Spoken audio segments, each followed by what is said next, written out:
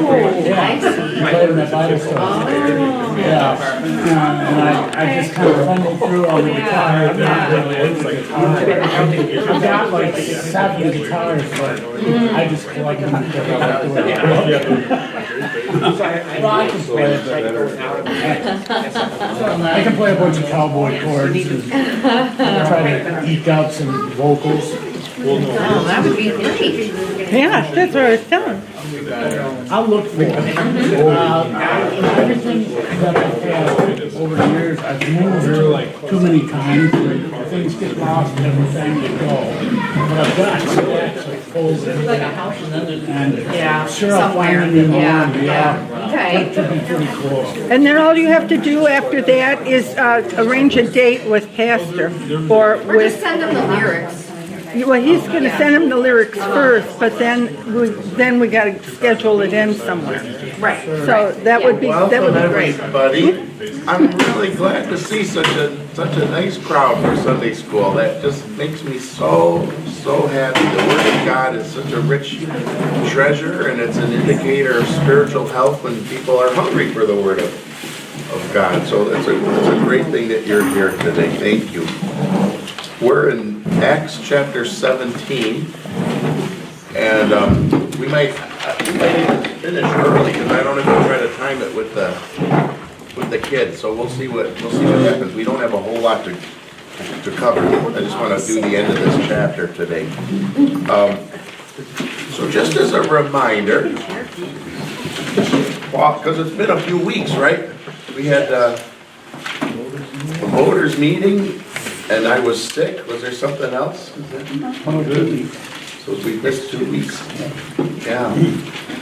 So Paul's in his second missionary journey, which is the purple line there, and he's in Athens. And you all know Athens, a large Greek city there, and his traveling companions Silas and Timothy he sent back to visit the churches there in Philippi. So he's either alone or maybe he has a smaller entourage. We don't know. I mean, we don't know if Luke is with him here or what, but he doesn't have his normal traveling companions. So he's kind of walking around the city and he discovers that they have rows and rows and rows of altars to every kind of god you could imagine, and what was his reaction to that? He was outraged. He was outraged. Yes, it's so upsetting to him, right? That's you think for someone who grew up Greek, they're used to seeing this every day. Someone who grew up Jewish, this is a terrible thing to see all of these idols. It's just an awful thing. It shows you how much you're exposed to over time. See, we won't finish by 11 o'clock. You know, when you're exposed to something a lot, you get used to it. And yeah, you get desensitized to it. So things that your grandparents, if they came and watched TV with you tonight for a couple hours, your grandparents would be horrified. And we kind of like, oh, yeah, because we've seen it so much, we don't think about it, right? So our society really is an awful thing. And may we have the spirit of Paul to ask the Lord to let us be provoked when we see things that should cause a lot of trouble. What was Paul's normal mode of operations for proclaiming the gospel when he would come to a new city? What typically did he do? He'd go to the synagogue, right? He's Jewish. So he goes to the Jewish synagogue, and that was normal, just like you. You're a good LCMS Lutherans. Other kinds of Christians don't do this, right? You know that? Other kinds of Christians, when they go traveling, if they even go to church at all, they pick out any old church. Right? Whatever. Oh, that one looks nice. Let's go to that one. When you're LCMS and you travel and you're gone over a Sunday, what church do you go to? LCMS. Go to the, right. Right, because you know how important the doctrine that's being preached is. So the Jews were like that too. When the Jews would travel, they would visit the synagogue of whatever town they were in. So this is perfectly normal for him to show up in these places. And they would even, if somebody came from another town, they would say, hey, would you like to read the scripture today? Would you like to talk about this today? Give us a message. That we don't do. That would be dangerous. And so that was Paul's opportunity to tell fellow Jews about the Jewish Messiah. And he would prove to them from the scriptures. He'd go back and show everything in the scriptures that pointed to the fact that Jesus was the fulfillment of God's promises. But this is very different, which is why this chapter is so significant. Because he's not with the Jews here now. He's with the Gentiles. And he's in a Gentile setting. And he starts conversations with them and talks to them. And they drag him over to this Areopagus, the hill of Ares. They had kind of a informal or semi-formal court there of people that would sit and discuss religious questions. So this is the proper place for this to happen. So they bring him here and they say, okay, well, tell us this stuff you're talking about. Which, by the way, they love that. Are they really hungry and interested in the truth? No, these are people that just love to debate stuff. They get a charge out of it, talking all day long about it. So this is going to be a lot of fun for them. Paul, on the other hand, he's very concerned about the eternal truth here and what's behind it. So we're going to start at verse 22, where he gives his message. Now, it takes us about 90 seconds to read it. So did Paul talk for 90 seconds? No. He probably spoke hours. Maybe all day. And so what do we have here? This is the sermon notes. Right? Excuse me. This is the summary of the main points that he was making. So each one of these points, probably he spent a great deal of time on elaborating. And this is why it becomes so instructive, because he can't approach it the way he would approach it if he was talking to the Jews. Why not? Because they're not They don't know the Old Jewish. Testament. They don't know the Old Testament. They don't have the same Old Testament worldview. They have a completely different perspective on things. So he has to start further back. And why is this so helpful or instructive for us? Because we're in the same situation now, aren't we? Did anybody ever go through the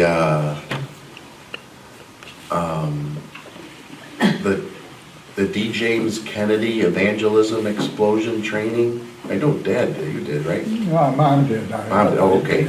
I did. But Anybody I'm else? familiar with it, yeah. Somewhat. Okay.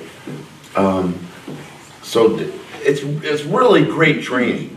It's fantastic. It was well worth it. So D. James Kennedy. Yeah, no, we won't finish by 11.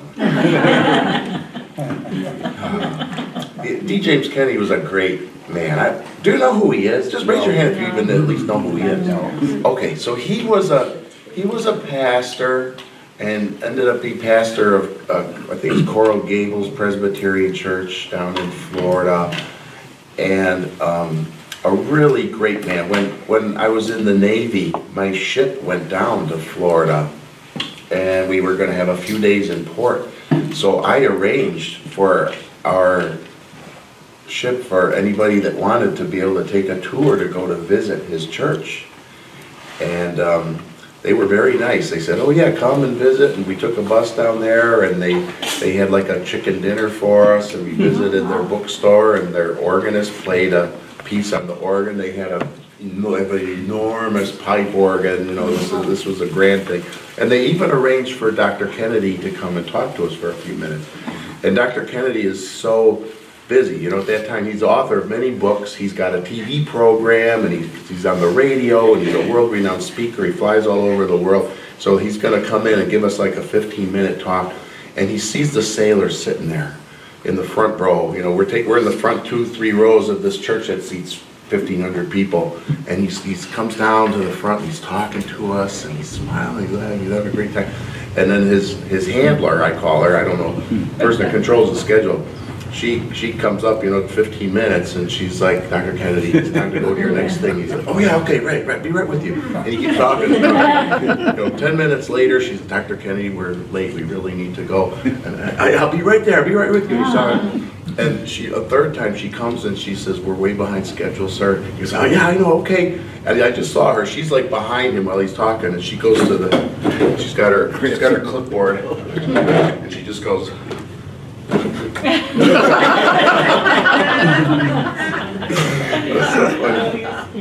but that's the kind of guy he was. As important as he is, and all the thousands of people he's got to talk to, he sees 25 sailors there, and he just wants to spend time with us. What a great man. So he was very famous for the evangelism explosion. So helping people with evangelism, and he developed a technique where you ask these diagnostic questions. So the first diagnostic question is, if you were to die tonight, do you know for sure that you would go to heaven? And then the second question was, if you were to die tonight and stand before the Lord, and he were to say to you, why should I let you into heaven? What would you tell him? You see why those are good questions? You find out if the person has certainty of their salvation, and then you find out what are they trusting for their salvation. So if somebody says, oh yeah, I think God, he would let me into heaven because I'm a pretty good person and I never killed anybody. They don't know the gospel, right? And so lots of people use that, and many people became Christians through that training technique. What's the challenge of using that now in the year 2023? If you were to die tonight, do you know for sure you would go to heaven? Look how many people don't even believe in heaven. Right. Yeah. It's not part of their work here. Or if you were to stand before the Lord and he were to ask you, they don't have a view of the Lord, what it is. They think of the Lord as the force, or they're New Agers or something like that. All the things that we're assuming in those questions, you can't assume with people today, because society has lost its basis in the Judeo-Christian worldview. People believe totally crazy things, so you have to back way up. And so when you might find yourself in a conversation with someone where you have to, before you can even talk about Jesus dying on the cross, you've got to explain to them that there's a God, and that God is a personal being, and that there is such a thing as sin, that there's right and wrong. There's all kinds of basic things you have to go back and do. So that's what Paul is doing here. So this can be very instructive for us. So let's take a look at how he does it and what he says. So starting verse 22. So Paul, standing in the midst of the Areopagus, said, Men of Athens, I perceive that in every way you are very religious. So he's schmoozing a little bit there, right? He's starting out by appealing to their sense of religion. They would probably like that. Verse 23, For as I passed along and observed the objects of your worship, I found also an altar with this inscription, To the unknown God. So they even had an altar there to a God that they didn't know his name. It's just why would they do that? Cover all their bases, right? Whatever, we got it all covered somehow. And archaeology has found inscriptions like that, or there are writers that have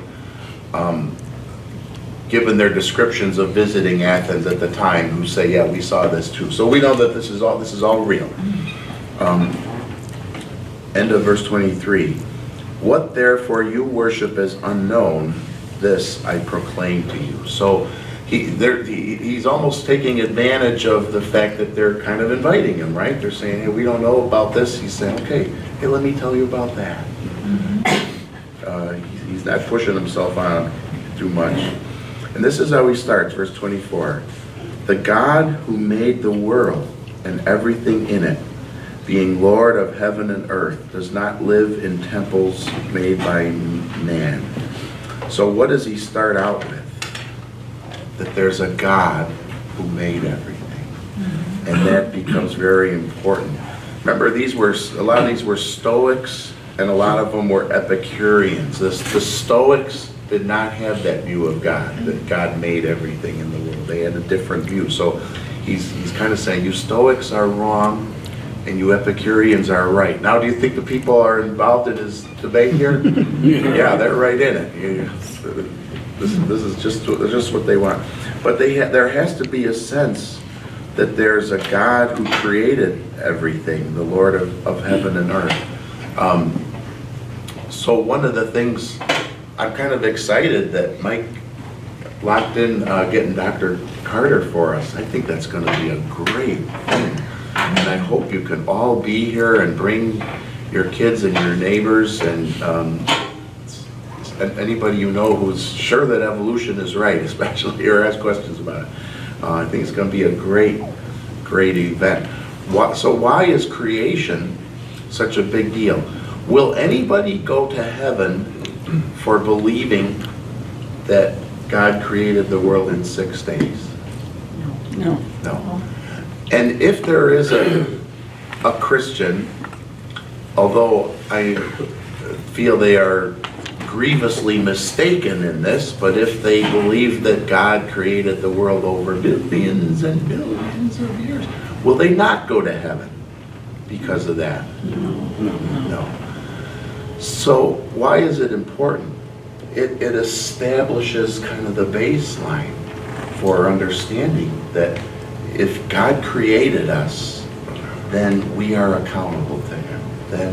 Then He is in charge. There is a being to whom we owe our fealty and allegiance, right? And that we matter too. Like, I mean, Yes. in this world, the kids are just taught that they're just an accident, and the Yes. value of life is just so little. They have no idea how much they really matter to the God who created them. So suicide is way up, abortion, all of it. It's all. Yeah, we're going to see that in just a moment. You're And exactly then right. children, parents that believe in evolution means that they don't take the Bible literally, and they don't take it as truly God's word, and so generation by generation afterwards, they're becoming more cafeteria style, and then eventually they believe in nothing. Right.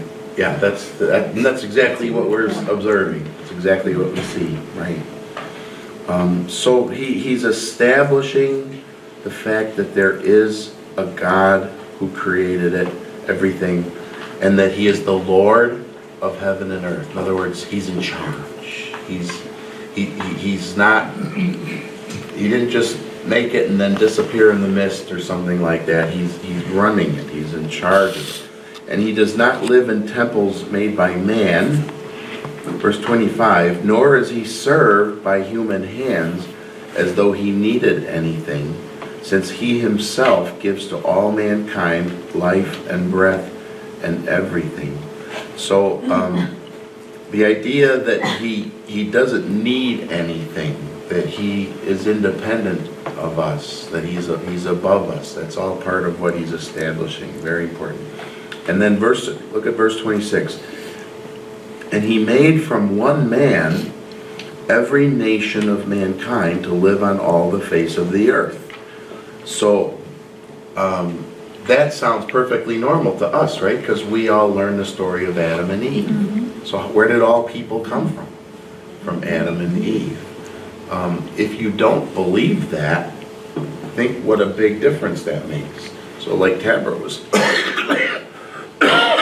excuse me. Like Tabra was saying, if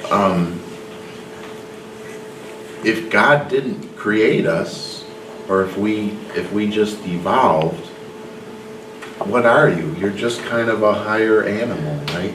So our society is telling kids they have to find themselves.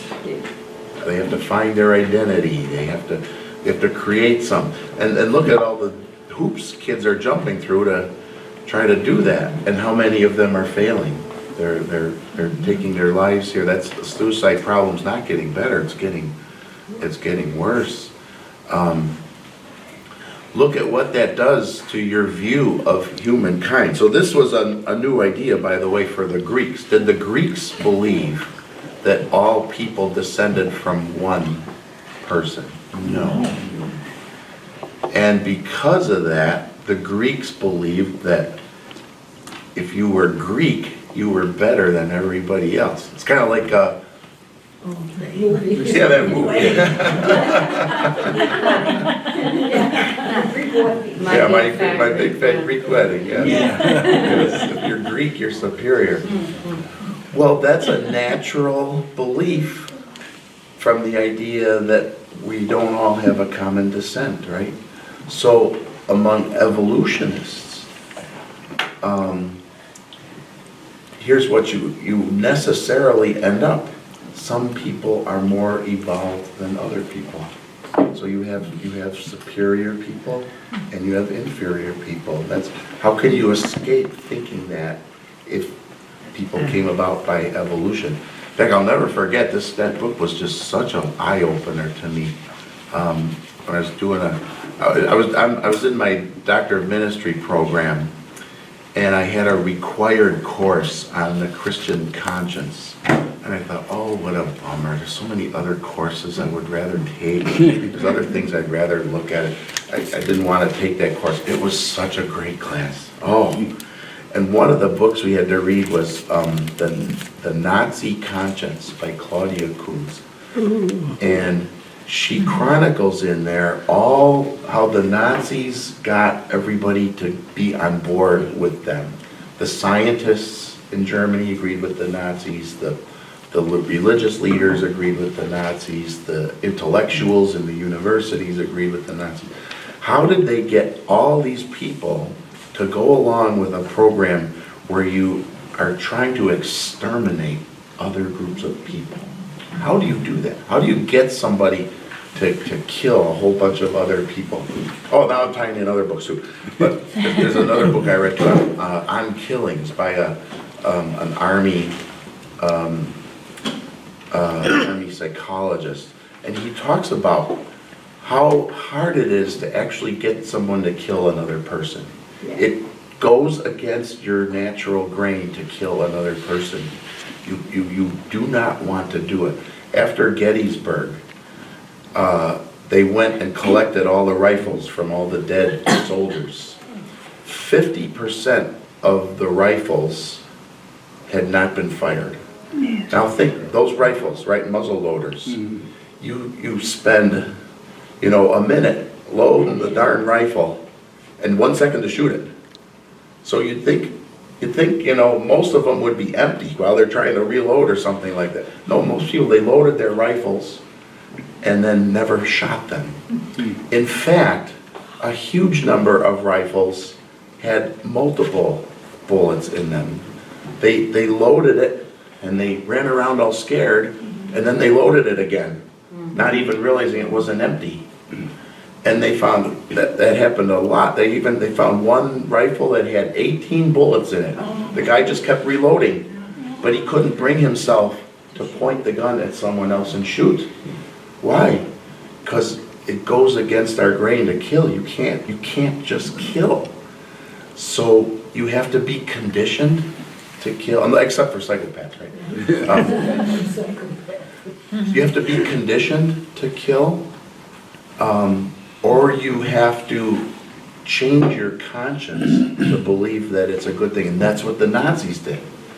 The Nazis, using Marxist evolution, said, we, the Aryan race, are superior. The human race will be better if we are the ones who breed and we are the ones who control everything. And so these gypsies and these Jews and these people with physical deformities, and they are inferior beings. And just like if you were raising cattle or hogs, you don't let the inferior ones breed, right? Or you're going to keep getting inferior. You only let the best animals breed. So what we need to do is exterminate these inferior breeds. So they thought that when they were killing the Jews, they were actually doing a good thing. They weren't like, oh, I hate to do this because I know I'm killing and I shouldn't kill it. No, they thought they were doing a good thing. Their consciences had been changed. That's the origin of, the mindset of the origin of Planned Parenthood as well. Yes, that's right. That's exactly the philosophy behind Margaret Sanger. Margaret Sanger. And so it shows how this idea of evolution, how insidious it is and how terrible it is, that the idea that you have some people who are better than other people. So Paul, what does Paul have to establish here? Know that we all come from one person. We are all the same. We're all one. I wish, when you fill out a form and they say, what race are you? Don't you wish you could just write human, right? He does. Throw out that census. It's a crazy guy. So that's one of the key things here that Paul has to establish, that we all come from one. So there's an organic unity to all mankind. So establishing that there is one God, establishing that He is Lord, that He's in charge of everything, and that we people are all in the same boat. We are all sharing the same affinity with relation to this God. The end of verse 26, having determined allotted periods and the boundaries of their dwelling place. So not only is there one God and He's the Lord, but He also is the one that is overseeing everything that happens. He decides what countries are going to rise up. He decides what the borders are going to be for the country. He decides how long that country is going to survive before it falls and the next country comes. All of that stuff, He's in charge of that. That's so important for us to remember that. Verse 27, that they should seek God and perhaps feel their way toward Him and find Him. So what is God's ultimate plan in His creation of people? That there would be fellowship with them, that they would be united somehow. Verse 27, yet He is actually not far from each one of us. Verse 28, for in Him we live and move and have our being, as even some of your own poets have said. There's a song about that, right? In Him we live and move and have our being. All right, don't sing, Pastor. You're gonna. Yeah. So where's that quote from? Yeah, that's a good question. Look down at the footnote there. D. So you see the footnotes? That quote comes from Epimenides of Crete. So he would have lived roughly about 600 BC. So this is already 600 years old, but this is poetry that they would have been familiar with. So to what is he appealing? Notice he doesn't quote the Bible. He quotes their own literature. It's genius. It is genius, And that's right? why, we can't be in a bubble, Right. We have to know what the world is, in order to do what he did. Yes. Yeah. There's one of the things that we talk about as Christians is what's called natural law. Is that a new phrase for people, or have you heard that before? Natural law is the idea that the laws of God are not only given in the Bible, given to the Ten Commandments, but that God has revealed His laws naturally through nature in the world as it is. So people know by nature. That's why in every culture, in every time period, throughout human history, there's basic things that people know. Everybody knows it's wrong to kill someone else. Unless you have a really, really good reason, like self-defense or a war or something, right? Everybody kind of knows that you shouldn't steal someone else's property. Everybody kind of knows that you should tell the truth. So there's everybody kind of knows that you should only be married to one wife. You shouldn't have all of, so we have aberrations, right? We have cultures where they might say, oh yeah, you can have 100 wives.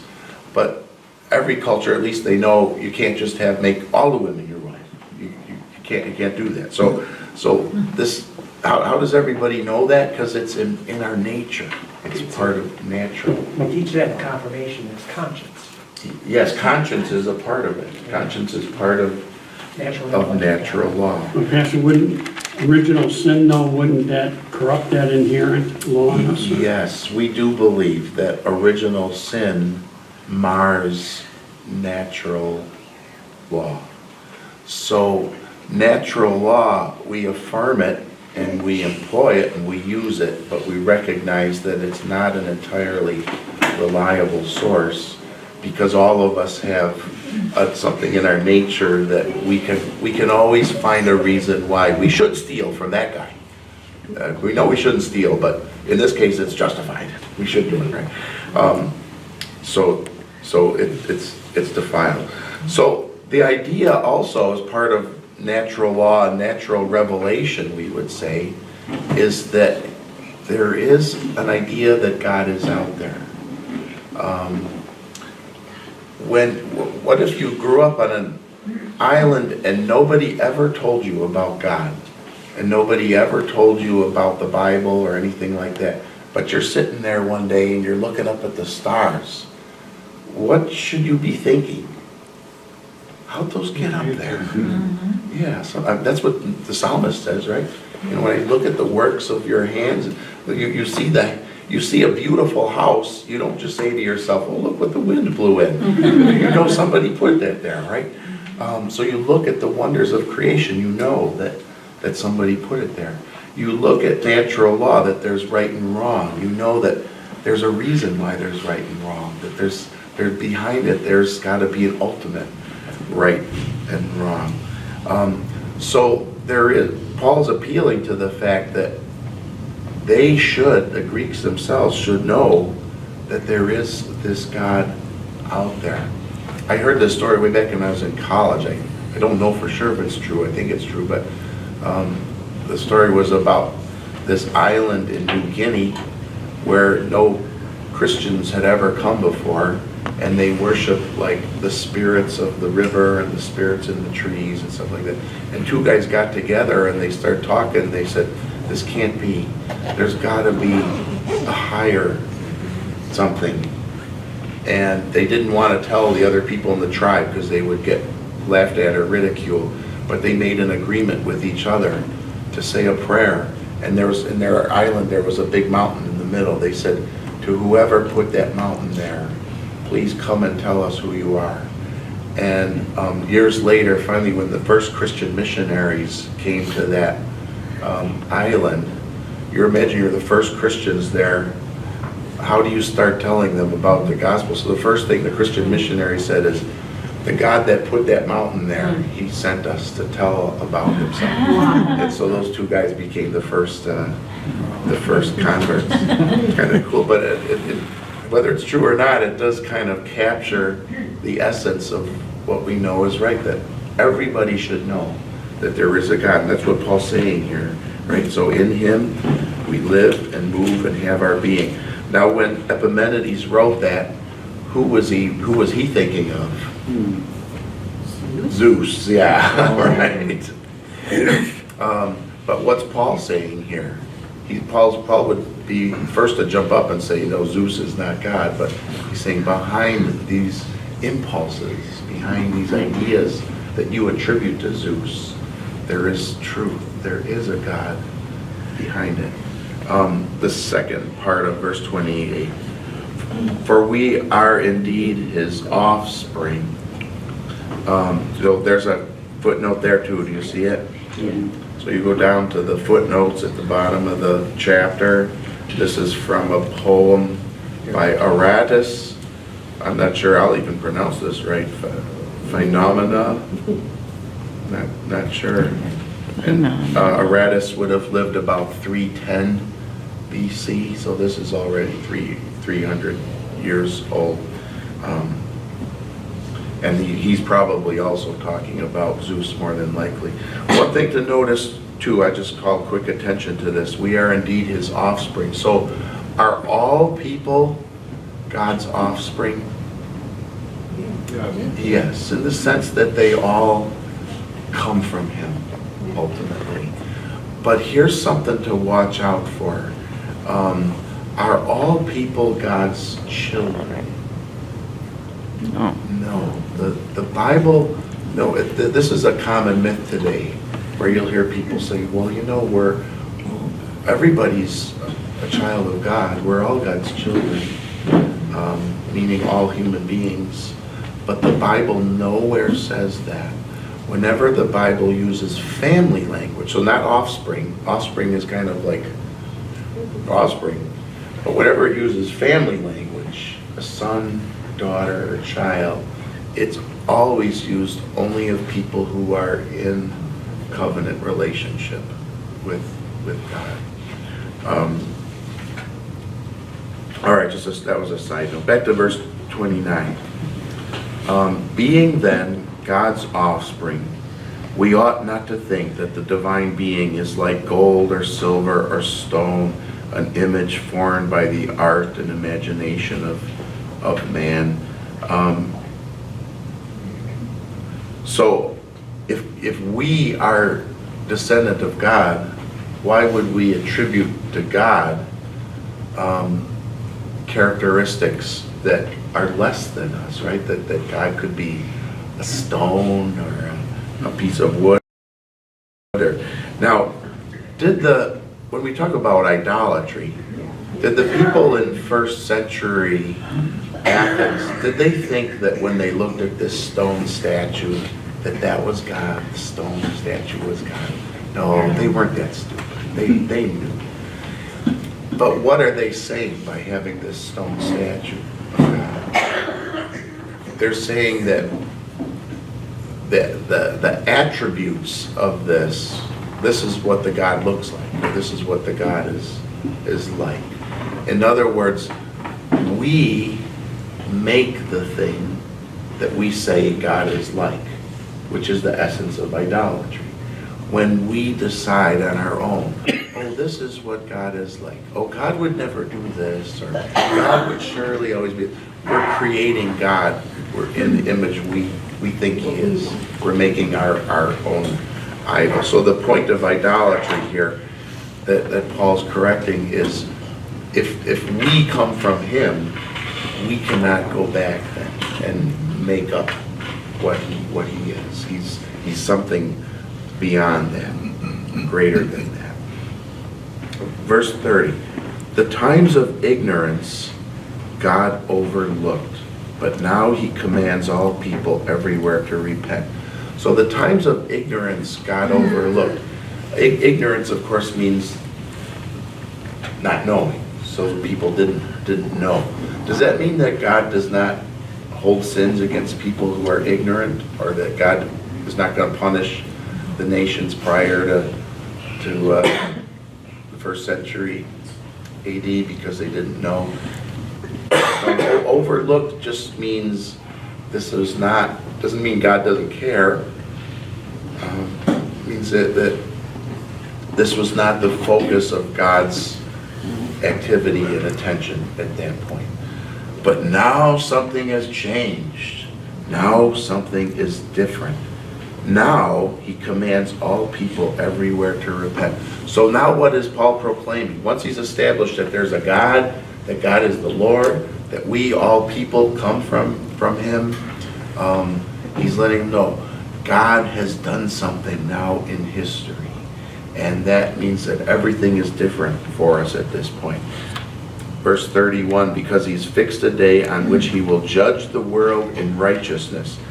So this creator, this God who's over everything, he is also going to judge you. He's going to hold you accountable, and you're going to be responsible to him.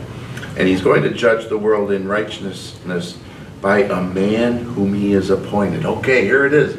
Here finally is the introduction that there's a person that God has chosen to do this, to make this happen. He's introducing Christ now. And of this, he has given assurance to all by raising him from the dead. So he introduces Christ, look at that. And then how do we know that Christ is the one that God has chosen? God's raised him from the dead. Now we're right back where we, as Christians even today, focus our apologetics, don't we? We point people eventually to Christ, and then someone says, well, how do you know? How do you know? And what do you want to start talking about? The evidences for the resurrection, that Jesus died and rose again. And if he had been killed and stayed in the tomb, the Jews could have crushed the rumor of Christianity right then and there. They could have stifled the whole thing, but they couldn't. Why? Because there was no body in the tomb that was locked and sealed, the tomb that had guards. The body was gone. And now all these people are coming forward saying, I saw him. It's like the original Me Too movement, right? Oh, me too, I saw him too, right? And now they can't stop it. So the evidences for the resurrection of the dead are the proofs that Jesus is the one. So you see how he's argued with them? It's different than the way he argued with the Jews. And it's instructive for us, because these are the things we need to argue with people. That God created you, that God's going to hold you accountable for your life, that God made all people, and that there aren't some people better than other people, and ultimately that Jesus Christ is the one that God uses to judge righteousness. Can you explain verse 30 a little more? Like the times of ignorance. Like, when was that? So that's prior to now for him. So before Christ has come. So with the coming of Christ, something is different. Now God is going to start holding everybody accountable through this righteous one that he's chosen, this righteous man. So something is different in the flow of history at that point. So with the Greeks, before Christ, he overlooked all their sins, and the ones that died, they are saved? Yeah, so that's what I was saying, is we don't want to take it that way. So overlook doesn't mean that their sins didn't count, or that God didn't hold their sins against them. It just means that was not the main focus of his plan up to that point. He overlooked it in the sense that that's not where he was focused. But now he is focused there. So there's a distinct difference between how he's talking to Gentiles versus like what he would say to Jews, and that God didn't overlook the Jews up until that Yeah, point. that's right. So That's right. So it was like, The Jews weren't ignorant. he's kind of like, they're sinful, but they Sure. don't have the law yet, so I'm not Right. dealing with them yet. But now Yes. Christ has come and I'm gonna deal with you. Yes. Yes, something has changed at this point. Yeah, there's no, ignorance is not an excuse anymore for not knowing. It's not to say So that like, before that they then he weren't goes punished. into the book of Romans where there is no excuse for anybody. Yeah, yeah. Okay, verse 32. Now when they heard of the resurrection of the dead, some mocked. So somebody rose from the dead. All right, we've listened to you long enough, Paul. That's good. Thank you. Sit down. Others said, we will hear you again about this. So Paul was probably a much better speaker than I am. I can see already, I'm creating yawns across the audience. My time is coming. But Paul was obviously a very engaging speaker, so they wanted to invite him back for another talk. But look at this. So Paul went out from their midst, but some men joined him and believed, among whom also were Dionysius the Areopagite, and a woman named Damaris, and others with them. So a small number of people, even here, believed the gospel once they heard it. Isn't that a miraculous and wonderful thing? Okay, thank you all for your patience with me. I hope this was valuable and instructive. And you made it. Yeah, I'm close, aren't I?